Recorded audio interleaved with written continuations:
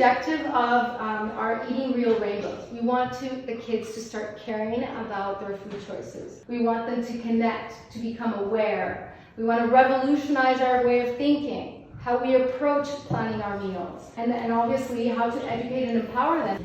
So what did we do with the kids? But basically, we went to the schools, we had lots of fruits and vegetables out so the kids could taste them. And they actually were eating things raw, carbonero, raw. They were trying kale, they were trying, a favorite was red cabbage.